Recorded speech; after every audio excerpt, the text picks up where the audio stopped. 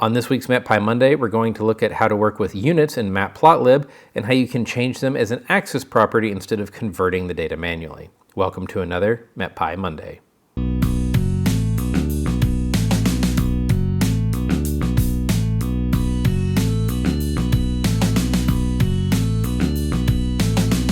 Hello, I'm John Lehman, a software engineer for Unidata. This week, I wanted to look at how to convert units and work with units in Matplotlib, because last time we looked at making a SKUT and customizing it, and some people noticed that if you called .to-dagf on some of the properties we were plotting, that the graph was actually converting them back to degrees Celsius, because that's what some of the other things on the plot were. So I want to show you how to change the units as a property of the axis itself. And while we're doing that, we're going to go ahead and get everybody's holiday forecast, because we're approaching the holidays here.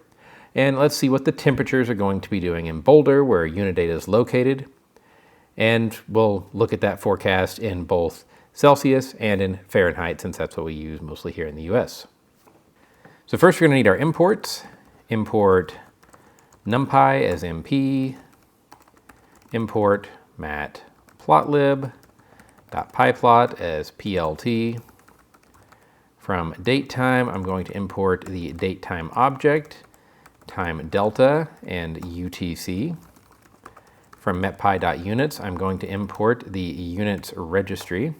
And from siphon.catalog, I'm going to import the threads data server catalog object. Now this is largely based on an example in the Siphon gallery, so if you've got any questions, you can go look at that. But the main thing I want to do is just get some data for us to plot. So we're going to get the best GFS model, create an instance of our threads data server catalog. I'm going to point it at threads.ucar.edu, threads, catalog, grib, INSEP, GFS, the global 0.5 degree model, catalog.xml, and then we have to specify a data set. In this case, we're just going to get the best combination from the server. So our data set is going to be grib/insep/gfs/global 0.5 degree /best. And this will return a list of things. We know that the 0th thing in that list is going to be our best data set, so in that list of data sets, because we are querying for the best, not something a little more broad.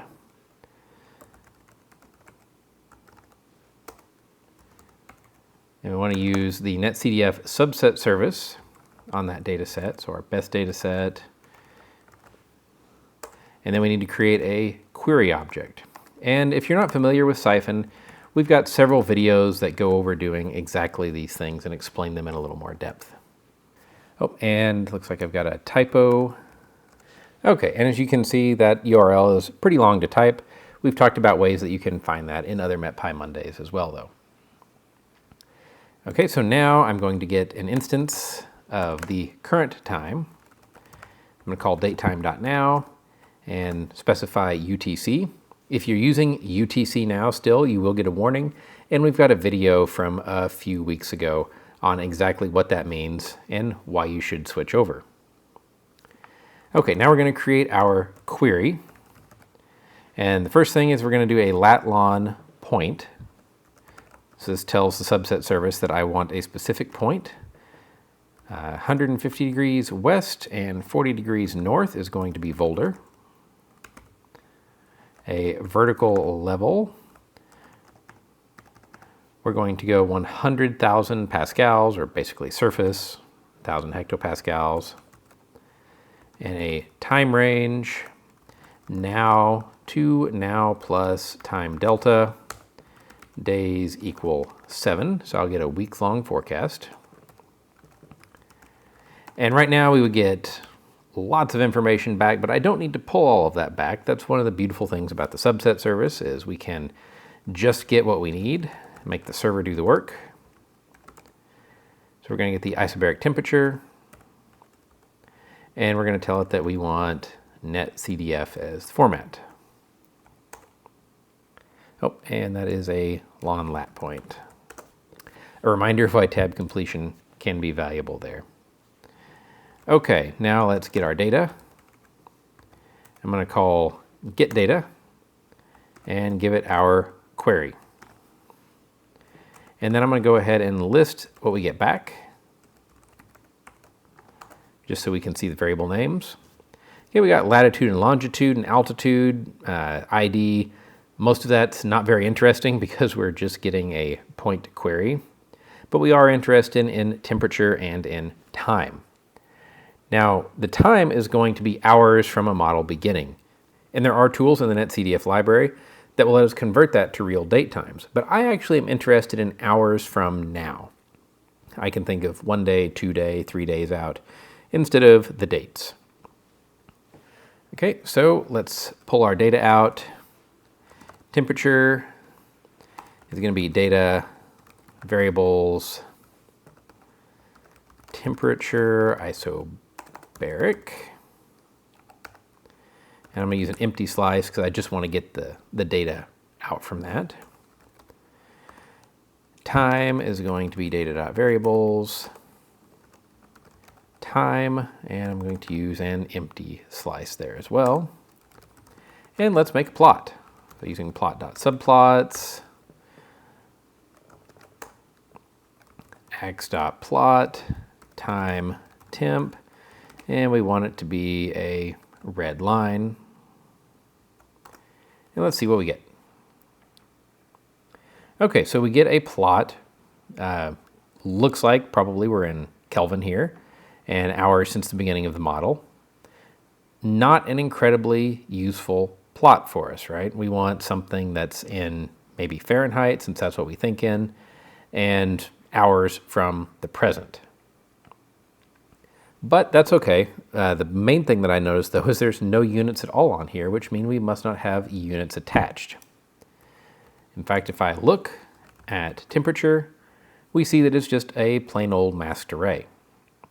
Okay, so let's go ahead and add units. And I'm going to multiply by units and get the units out of our netcdf file. And that doesn't work. We still have a masked array with no units. Well, as it turns out, we need to use the multiplication operator associated with the units first. So I need to put it on the left-hand side of the equation, and then it works. A little quirk, something that is still maybe not the most intuitive thing. So while we're at it, I'm going to assign hours to our time. And then I'm going to subtract the initial time so I get hours from the present. Okay, now we can see we have a plot and it labeled it hour and Kelvin. So not too bad, really. We've got something that is intelligible and it's automatically got labels. And I could manually say I want to convert the temperatures to Fahrenheit. But what if I had many different temperature curves on this plot? I would have to go convert them all. As it turns out, on axis, I can call y-axis.setUnits and specify that I want degree Fahrenheit. And there we go. Now we've got a plot in Fahrenheit of our forecast. Now the label may need change. There's a few things to clean up. But again, if you had multiple plots, and we can demonstrate that, I'll comment this out. So we're back to Kelvin. And I'll just do a couple, let's see, of offsets here. So I'll add 5 Kelvin, and we'll plot that in green. And I'll add 10, and we'll plot that in blue. Okay, so now I've got 3 curves. And if I uncomment this, all of those curves are now in Fahrenheit instead. So really handy little feature. In fact, you can use this if you want and work on the skew T that we used in a couple MetPy Mondays ago. Let's take a quick look. All right, so here's that skew T from a couple of weeks ago. I set the units, skew.x, x-axis, set units, degree Fahrenheit, adjusted the limits a little bit, expanded my range of fill-betweens, and now you have a skew T in Fahrenheit. You might need to adjust the skew angle to get it look right. Here I went to about 60 degrees. So I hope that you found this useful and that working with units and plots is maybe a little easier now. I'll see you on next week's MetPy Monday.